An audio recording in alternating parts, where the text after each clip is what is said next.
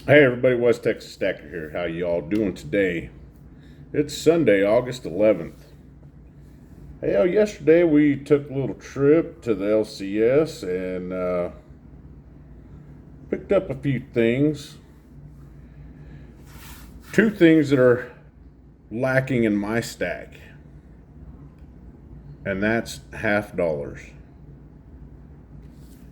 Um, I don't know why. I just don't really ever pick any out.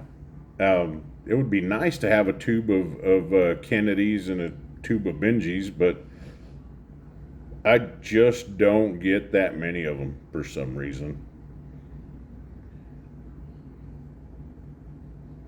For me, they should be a little bit more of an important part of the stack.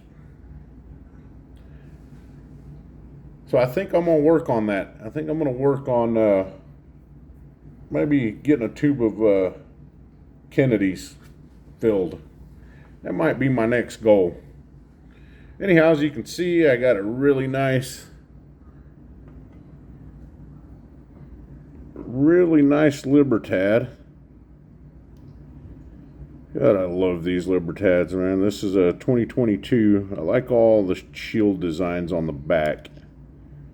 Those are awesome.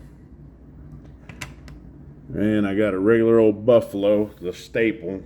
The silver Buffaloes. You can't go wrong with the silver Buffalo. Just, they're hard to beat. All around, just a versatile silver round. Can't go wrong with them. And my little favorites there, the Mercury Dimes. Honestly, I don't even know why I keep buying them. I just do. And it's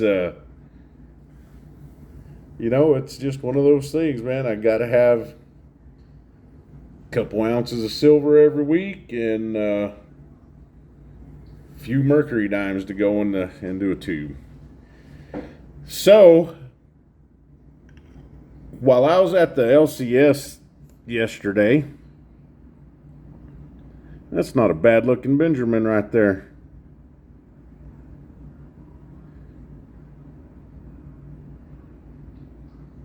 Anyhow, while I was at the LCS yesterday, I got the privilege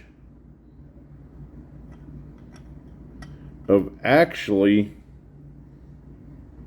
running into a brand new stacker. And here's that Kennedy. That Kennedy's beautiful too. Anyhow, I was a 27-year-old kid that was just fairly new to stacking. And I tell you what a great experience. Just to sit there and talk silver to somebody face to face that's really new at it. And to just be able to look at what was there, in the generic bin, and actually just kind of hang back and watch to see what he was looking at. And like most new stackers, they're going for the shiniest piece of silver in there, and I started talking to him, and I was explaining to him, that it took me a while to kind of pull away from that and start looking at pieces with a little bit of color to them, a little bit of toning, and I think that's kind of important. Most of us as stackers, we kind of pull away from that. We shy away from that tone stuff as new stackers. Don't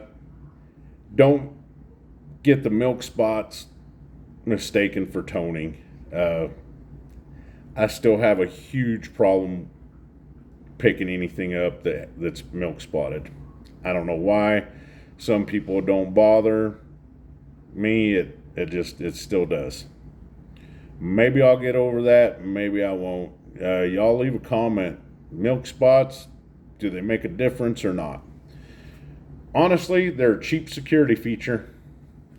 If your silver's milk spotted, well, then you know it's real silver. But anyways, back to my experience with this new stacker. I mean, it was great. It was awesome. The only kind of downside I saw to it is he had been watching some of these channels that were, you know, pushing $500 or $600 silver, and silver supplies are plummeting, and it won't be long before there's no silver at all. China's buying up all the silver. You know, solar panels are needing all the silver, and you know, the only advice I could give them to that is that, you know what, man, silver's more than likely going to go up in price. The spot price will go up and it will go down. But first and foremost, silver is a great savings account. That was the best advice I could give them. Is China, do I believe that China is going to use all the silver supply up? No. Any amount of research or any amount of taking apart any electronics, older and newer, and you can compare the metals in them. These new phones don't use near as much gold as a phone from early 2000s, or even laptops. The older technology needed more of those components, more of those metals to operate, more so than the newer ones. So technology's advancing at such a rapid rate that they're figuring out other ways to get around silver and gold contacts or circuits.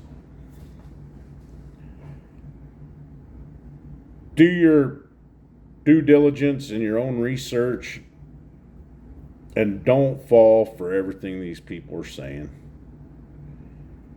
It's awesome to save with. It's better than just leaving your money in the bank. I don't trust banks. I don't trust online stuff. I don't trust anything digital. I'm always very skeptical about that kind of stuff. But, you know, at least he's started off on the right path. With the amount of silver that he purchased there, I'd say he's well within the top 90% ahead of most people his age. So it was good, man. I really enjoyed it. You know, I wish I could experience that more often. You know, it was, if any of y'all ever run into that, you know, or anything, drop a comment or share with us your experience with a new stacker or being a new stacker. You know, I remember going in and buying my first piece of silver, and I was nervous. I felt kind of overwhelmed, and I didn't know why. Like, I'm not a nervous guy. I'm fairly confident. And for some reason, going in there that first time, I could barely get a full sentence out. And I walked out of there with a 1 ounce Buffalo. And as I was looking at it in the car, I just felt this sense of pride, like, you know what, I actually did something good with this money. And it just took off from there. Some people, aka Miss West Texas, would say that I'm addicted to it now. Yeah, but it sure does feel good to save. You know, so I get the nicer stuff, or what I think's the nicer. But she just loves that high premium stuff. And you know what? Great. I mean, we hit our silver goal for the year, and it's even feels a little bit better that we can buy the fun stuff now. Anyhow, y'all drop a comment, like, subscribe.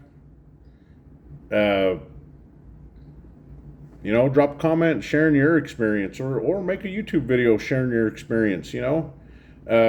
I know this kid that I'm talking about, he actually subscribed to me right then. If he's watching, man, set up your little camera and share with us your journey and as to why you're doing it. It would be great. It'd be awesome, Anyhow, everybody, I hope y'all had a great weekend.